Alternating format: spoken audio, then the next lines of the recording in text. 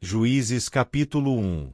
Depois da morte de Josué, os israelitas perguntaram ao Senhor: quem de nós será o primeiro a atacar os cananeus? O Senhor respondeu: Judá será o primeiro, eu entreguei a terra em suas mãos. Então os homens de Judá disseram aos seus irmãos de Simeão: venham conosco ao território que nos foi designado por sorteio, e lutemos contra os cananeus. Iremos com vocês para o território que lhes foi dado. E os homens de Simeão foram com eles. Quando os homens de Judá atacaram, o Senhor entregou os cananeus e os ferezeus nas mãos deles, e eles mataram 10.000 homens em Bizeque. Foi lá que encontraram Adoni-Bizeque, lutaram contra ele e derrotaram os cananeus e os ferezeus. Adoni-Bizeque fugiu, mas eles o perseguiram e o prenderam, e lhe cortaram os polegares das mãos e dos pés. Então Adoni-Bizeque disse: 70 reis com os polegares das mãos e dos pés cortados apanhavam migalhas debaixo da minha mesa. Agora Deus me retribuiu por aquilo que lhes fiz. Eles o levaram para Jerusalém, onde morreu. Os homens de Judá atacaram também Jerusalém e a conquistaram. Mataram seus habitantes ao fio da espada e a incendiaram. Depois disso eles desceram para lutar contra os cananeus que viviam na serra, no Neguebe e na Cefelá.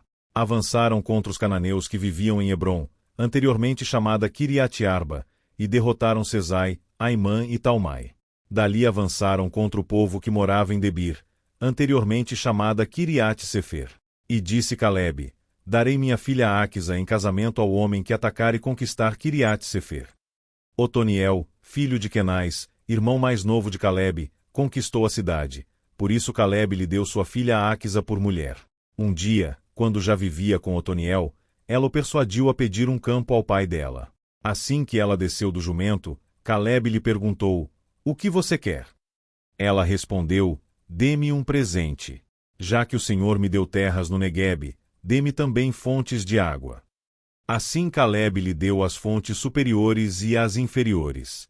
Os descendentes do sogro de Moisés, o Quineu, saíram da cidade das palmeiras com os homens de Judá e passaram a viver entre o povo do deserto de Judá, no Neguebe, perto de Arade. Depois os homens de Judá foram com seus irmãos de Simeão e derrotaram os cananeus que viviam em Zefate, e destruíram totalmente a cidade. Por essa razão ela foi chamada Ormá. Os homens de Judá também conquistaram Gaza, Ascalon e Ecrom, com os seus territórios. O Senhor estava com os homens de Judá. Eles ocuparam a Serra Central, mas não conseguiram expulsar os habitantes dos vales, pois estes possuíam carros de guerra feitos de ferro. Conforme Moisés havia prometido, Hebrom foi dada a Calebe, que expulsou de lá os 3 filhos de Enaque. Já os benjamitas deixaram de expulsar os jebuseus que estavam morando em Jerusalém. Os jebuseus vivem ali com os benjamitas até o dia de hoje. Os homens das tribos de José, por sua vez, atacaram Betel, e o Senhor estava com eles. Enviaram espias a Betel, anteriormente chamada Luz.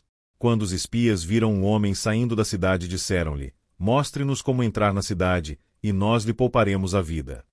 Ele mostrou como entrar, e eles mataram os habitantes da cidade ao fio da espada, mas pouparam o homem e toda a sua família.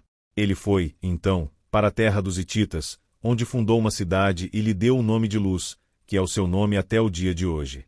Manassés, porém, não expulsou o povo de Bet-Sean, nem o de Taanaque, nem o de Dor, nem o de Bliã, nem o de Megido, nem tampouco dos povoados ao redor dessas cidades, pois os cananeus estavam decididos a permanecer naquela terra. Quando Israel se tornou forte, impôs trabalhos forçados aos cananeus, mas não os expulsou completamente. Efraim também não expulsou os cananeus que viviam em Gezer, mas os cananeus continuaram a viver entre eles. Nem Zebulon expulsou os cananeus que viviam em Quitrom e em Naalol, mas estes permaneceram entre eles, e foram submetidos a trabalhos forçados. Nem Asser expulsou os que viviam em Aço, Sidom, Alabe, Aczibe, Elba, Afeque e Reobe. E, por esse motivo, o povo de Asser vivia entre os cananeus que habitavam naquela terra. Nem Naftali expulsou os que viviam em Bet-Semes e em Bet-Anate, mas o povo de Naftali também vivia entre os cananeus que habitavam a terra, e aqueles que viviam em Bet-Semes e em Bet-Anate passaram a fazer trabalhos forçados para eles. Os amorreus confinaram a tribo de Dan à Serra Central, não permitindo que descessem ao vale. E os amorreus igualmente estavam decididos a resistir no Monte Heres, em Aijalon e em Saalbim, mas, quando as tribos de José ficaram mais poderosas, eles também foram submetidos a trabalhos forçados. A fronteira dos amorreus ia da subida de Acrabim até Selá, e mais adiante.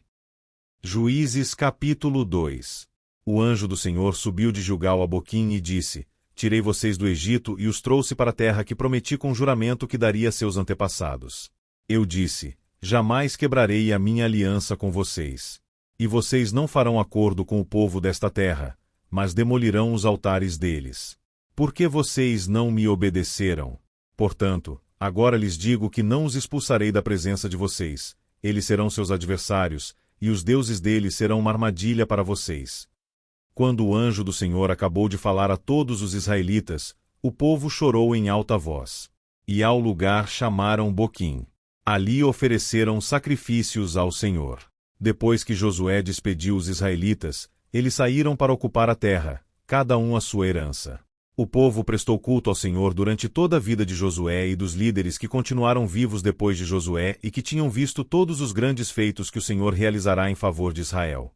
Josué, filho de Num, servo do Senhor, morreu com a idade de 110 anos. Foi sepultado na terra de sua herança, em Timnat-Heres, nos montes de Efraim, ao norte do Monte Gaás. Depois que toda aquela geração foi reunida a seus antepassados, surgiu uma nova geração que não conhecia o Senhor e o que ele havia feito por Israel. Então os israelitas fizeram o que o Senhor reprova e prestaram culto aos Baalins. Abandonaram o Senhor, o Deus dos seus antepassados, que os havia tirado do Egito, e seguiram e adoraram vários deuses dos povos ao seu redor, provocando a ira do Senhor. Abandonaram o Senhor e prestaram culto a Baal e aos postes sagrados. A ira do Senhor se acendeu contra Israel, e ele os entregou nas mãos de invasores que os saquearam. Ele os entregou aos inimigos ao seu redor, aos quais já não conseguiam resistir. Sempre que os israelitas saíam para a batalha, a mão do Senhor era contra eles para derrotá-los, conforme lhes havia advertido e jurado. Grande angústia os dominava. Então o Senhor levantou juízes, que os libertaram das mãos daqueles que os atacavam. Mesmo assim eles não quiseram ouvir os juízes, antes se prostituíram com outros deuses e os adoraram. Ao contrário dos seus antepassados, logo se desviaram do caminho pelo qual os seus antepassados tinham andado, o caminho da obediência aos mandamentos do Senhor. Sempre que o Senhor lhes levantava um juiz, ele estava com o juiz e o salvava das mãos de seus inimigos enquanto o juiz vivia, pois o Senhor tinha misericórdia por causa dos gemidos deles diante daqueles que os oprimiam e os afligiam. Mas, quando o juiz morria, o povo voltava a caminhos ainda piores do que os caminhos dos seus antepassados, seguindo outros deuses, prestando-lhes culto e adorando-os. Recusavam-se a abandonar suas práticas e seu caminho obstinado. Por isso a ira do Senhor acendeu-se contra Israel, e ele disse: Como este povo violou a aliança que fiz com seus antepassados e não tem ouvido a minha voz. Não expulsarei de diante deles nenhuma das nações que Josué deixou quando morreu.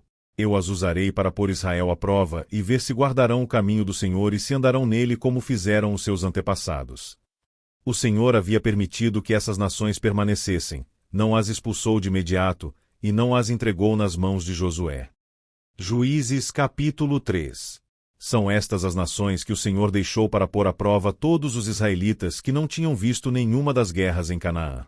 Fez isso apenas para treinar na guerra os descendentes dos israelitas, pois não tinham tido experiência anterior de combate. Os 5 governantes dos filisteus, todos os cananeus, os sidônios e os heveus que viviam nos montes do Líbano, desde o monte Baal-Hermon até Lebo-Amate. Essas nações foram deixadas para que por elas os israelitas fossem postos à prova, se obedeceriam aos mandamentos que o Senhor dera aos seus antepassados por meio de Moisés. Os israelitas viviam entre os cananeus, os hititas, os amorreus, os ferezeus, os heveus e os jebuseus. Tomaram as filhas deles em casamento e deram suas filhas aos filhos deles, e prestaram culto aos deuses deles. Os israelitas fizeram o que o Senhor reprova, pois esqueceram-se do Senhor seu Deus e prestaram culto aos Baalins e aos postes sagrados. Acendeu-se a ira do Senhor de tal forma contra Israel que ele os entregou nas mãos de Cuxã-Risataim, rei da Mesopotâmia, por quem os israelitas foram subjugados durante 8 anos. Mas, quando clamaram ao Senhor, ele lhes levantou um libertador, Otoniel, filho de Quenais, o irmão mais novo de Calebe, que os libertou. O Espírito do Senhor veio sobre ele, de modo que liderou Israel e foi à guerra. O Senhor entregou Cuxã-Risataim, rei de Arã, nas mãos de Otoniel, que prevaleceu contra ele. E a terra teve paz durante 40 anos, até a morte de Otoniel, filho de Kenaz. Mais uma vez os israelitas fizeram o que o Senhor reprova, e por isso o Senhor deu a Eglon, rei de Moabe, poder sobre Israel. Conseguindo uma aliança com os amonitas e com os amalequitas, Eglon veio e derrotou Israel, e conquistou a cidade das palmeiras. Os israelitas ficaram sob o domínio de Eglon, rei de Moabe, durante 18 anos. Novamente os israelitas clamaram ao Senhor, que lhes deu um libertador chamado Eude, homem canhoto, filho do benjamita Gera. Os israelitas o enviaram com o pagamento de tributos a Eglon, rei de Moabe. Eude havia feito uma espada de 2 gumes, de 45 centímetros de comprimento, e a tinha amarrado na coxa direita, debaixo da roupa. Ele entregou o tributo a Eglon, rei de Moabe, homem muito gordo. Em seguida, Eude mandou embora os carregadores. Junto aos ídolos que estão perto de Gilgal, ele voltou e disse: Tenho uma mensagem secreta para ti, ó rei. O rei respondeu: Calado. E todos os seus auxiliares saíram de sua presença. Eude aproximou-se do rei, que estava sentado sozinho na sala superior do palácio de verão, e repetiu: Tenho uma mensagem de Deus para ti. Quando o rei se levantou do trono, Eude estendeu a mão esquerda, apanhou a espada de sua coxa direita e cravou-a na barriga do rei. Até o cabo penetrou com a lâmina, e, como não tirou a espada, a gordura se fechou sobre ela.